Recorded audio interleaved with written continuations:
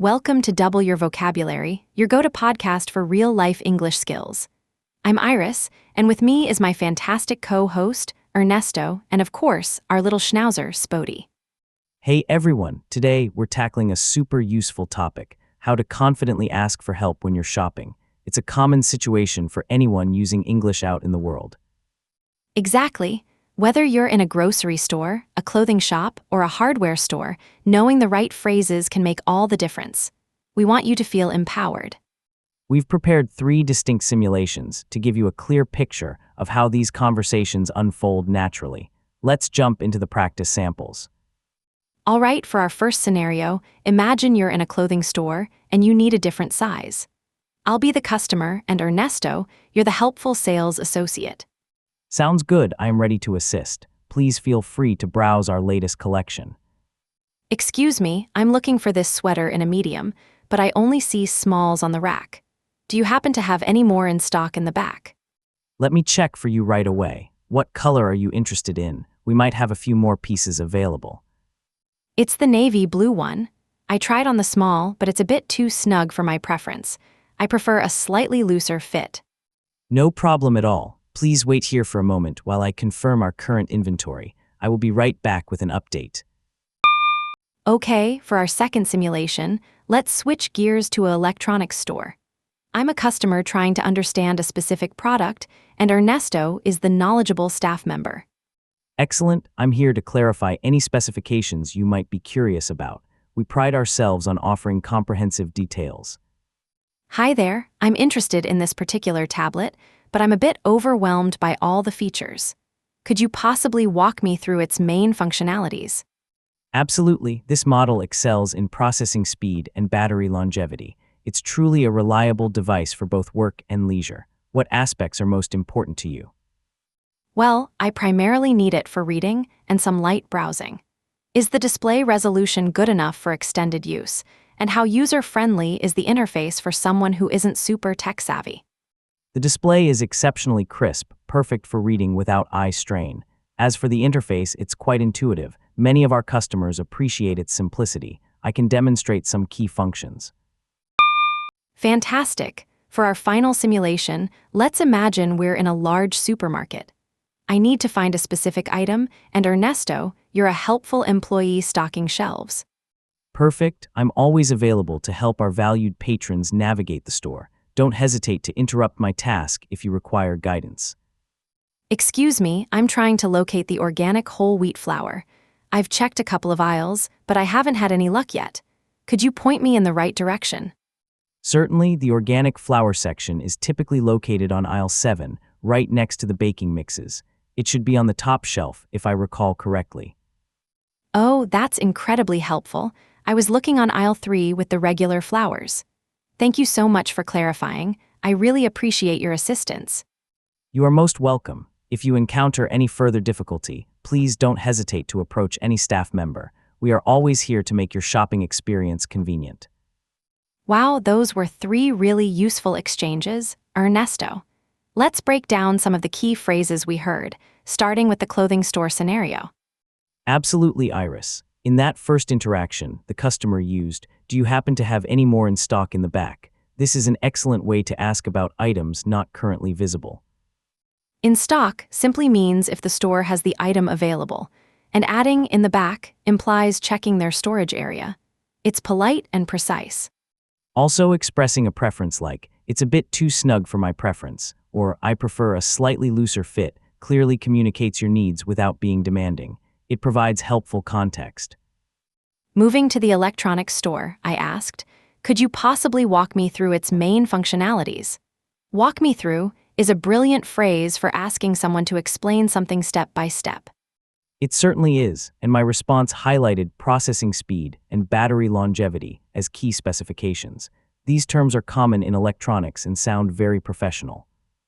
And when I asked about display resolution and user-friendly interface, these are specific technical terms that show you know what you're talking about, even if you need clarification. Precisely. Lastly, in the supermarket, "I'm trying to locate the organic whole wheat flour," is a direct and efficient way to state your objective. Locate means to find something. And asking, "Could you point me in the right direction?" is a classic phrase for seeking guidance. It's universally understood and very courteous. Indeed, my reply, the organic flower section is typically located on aisle 7, gives precise, actionable information. Using typically suggests it's the usual spot, but sometimes things might shift. That's right. And for the supermarket, typically located gives you a good expectation, but also hints that things aren't always set in stone. Flexibility and understanding is key. Indeed, sometimes store layouts change, or an item might be temporarily placed elsewhere. Knowing typically helps manage your expectations. These phrases aren't just for shopping, though. We can take these concepts and use them in so many daily interactions. Let's look at some other situations. Absolutely, let's revisit a few terms and see how they apply elsewhere. First, in stock. This phrase means available, but it works beyond just items. Exactly. At work, you might ask a colleague, "Are the reports for the next meeting in stock?" Meaning, are they ready and available? Or with friends, you could inquire, is your favorite coffee shop still in stock with those seasonal pastries? It's about availability, no matter the context. Another great one was talking about preference, like "I prefer a slightly looser fit." You can use preference for almost anything you choose over another option. Say you are ordering food with friends. For my preference, I'd rather have the spicy option if it's available. It clearly states your choice. Or in a professional setting, "My preference for this project would be to focus on client satisfaction first." It's clear and constructive. Next up, walk me through. This is invaluable for understanding complex processes. At work, you might ask, could you walk me through the steps for submitting this expense report? You're asking for a guided explanation, a step-by-step breakdown. With friends, it could be, "Walk me through how to set up this new game console." It makes learning easy. Then there's user-friendly. We mentioned it for electronics, but it applies to anything designed for ease of use. Think about a new website. Right? You might tell a friend, "This new banking app is really user-friendly. I figured it out instantly." It praises good design.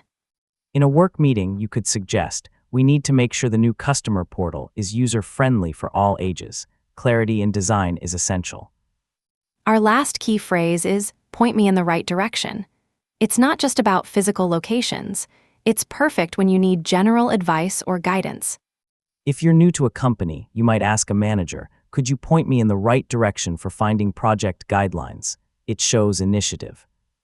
Or if a friend is experiencing a problem, you might ask them, "How can I point you in the right direction to solve this?" You're offering help. Fantastic examples, Iris. Now, let's talk about the subtle shifts in how we ask for things. You don't always need to sound super formal to be understood. Exactly. There's a spectrum from very polite to quite relaxed. It often depends on who you're speaking to and the situation. Consider the supermarket example. A relaxed approach with a colleague or friend might be, "Where's the flour?" Short and direct, but perhaps a bit abrupt for a stranger. To add politeness, even slightly, you could say, "Excuse me, where's the flour?" Adding "excuse me" softens it immediately. Even better is, "Excuse me, do you know where the flour is?" This gives the person an easy out if they don't know, making it less of a direct demand. And for even more politeness, our simulation used, "Excuse me, I'm trying to locate the organic whole wheat flour. Could you point me in the right direction?" It's a clear escalation of courtesy. You're providing context and using a gentle request. This is great for someone you don't know. Another way to soften a request is by starting with phrases like, "I was wondering if," or "Do you think you could?" For instance, instead of "give me that file," you could say, "I was wondering if you could pass me that file," much gentler. Or "Do you think you could help me with this task?" rather than a direct, "Help me with this task." It gives the other person space to respond comfortably. The key is understanding your audience and the situation. A friendly, casual conversation allows for more directness, but in a shop, politeness opens doors. Absolutely. Using "please" and "thank you" goes a long way, of course, but these structural phrases make your questions sound much more natural and respectful. It really does. Mastering these subtle shifts empowers you to communicate effectively in any social or commercial setting. Okay, Ernesto, let's put these skills to the test with some rapid-fire scenarios. Listen closely and give us the perfect quick response. I'm ready, Iris. Bring them on. Scenario 1, you're at the customer service desk and someone is upset because an item is out of stock. How do you respond to them calmly? I understand your frustration. Let me check if we have it in the back, or if I can point you in the right direction to another store. Excellent. Scenario 2, you're checking out and the cashier accidentally scans an item that's not yours in your basket. What do you say? Excuse me, I believe that item isn't mine. Could you please remove it from my total? Perfect.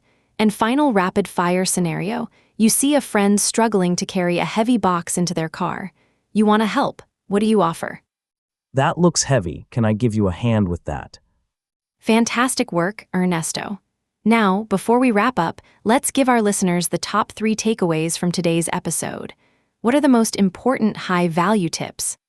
First, remember that phrases like in stock, user-friendly, and walk me through aren't just for shopping. They apply everywhere, making your language versatile. Right. Second, always be mindful of your audience.